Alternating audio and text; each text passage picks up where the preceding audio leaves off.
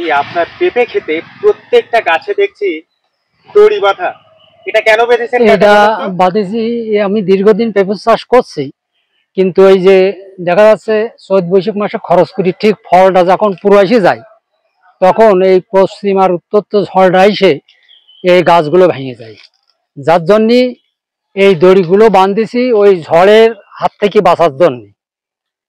ঝড়ের হাতে বাঁচতে পারলে দেখা যাচ্ছে এই দামের সময় এই পেঁপেগুলো বেচা যায়, তাতে একটু লাভবান হওয়া যায়, যেহেতু সার পানির দাম বেশি, তো যার জন্য ওই সামান্য খরচ, হয়তো 10,000 টাকা খরচ হয়েছে আমার, তাতে আমার অনেকটা লাভ আছে।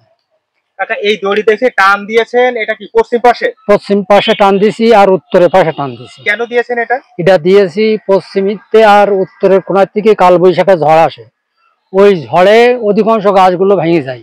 এইবার ওই ঝড় যখন আসবে তখন মনে করেন এই যে পশ্চিমের দড়িতে টান খাবে, উত্তরের দড়িতে টান খাবে, খালি ওই গাছগুলো আর ভাঙবে না, পড়বে না।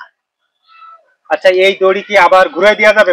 এই দড়ি এই আষাঢ় মাস আসলে যখন পূব আর দক্ষিণ কোণার থেকে ঝড় আসবে তখন এই দড়ি ঘুরিয়ে পূবের দিকে টান বাঁধবে, বানলে ওই পূবের ঝড় ঠেকাই দেবে। তা এই যে সিস্টেমটা আপনি অবলম্বন করেছেন, হ্যাঁ, তো এইরকম আপনাদের অঞ্চলে তো মানে আর কেউ করেন না না, এটা আমি পয়লা, এটা মানে অনেক চিন্তা ভাবনা করি, যেহেতু আমি নিজে কাজ করি, তো কাজ করি নিজে নিজে, ওই যেটা মনে জাগিয়েছে যে এই করতে পারলে কি হয় একটু করি দেখা যাক, ওই তাই আর কি এই দড়িগুলো বাঁধেছি, তাতে ফলাফল। কতটুকু কাকা আপনার? এই আপনার 34 শতক। 34 শতক। এটা খরচ হয়েছে কত টাকা? দড়ি টড়ি দিয়ে জোন টন দিয়ে 10,000 টাকা মতো গেছে। খরচ খরচা বাদ দিয়ে লাভ হবে তো? এই পেঁপে? হ্যাঁ হ্যাঁ, তা তো হবে, আল্লাহ যদি এইভাবে ঠিক করে রেখে যায়, তারপরে যদি দাম ভালো পাওয়া যায় তাহলে লাভ তো অবশ্যই আশা করা যায় আল্লাহ দেবে। আচ্ছা কাকা, এই পাশে আসেন তো কাকা, আরেকটা জিনিস আমরা দেখলাম যে এই পেঁপে ক্ষেতের ভিতরে আবার আপনি ঝাল চাষ করেছেন, আবার দেখছি যে ওল। হ্যাঁ হ্যাঁ, এগুলো কেন লাগিয়েছেন? এগুলো এই দেখা যাচ্ছে গাছের নিচেই আমার এই ঝালগুলো, এই বর্ষাকালে কিন্তু 400-500 টাকা ঝাল হয় দাম।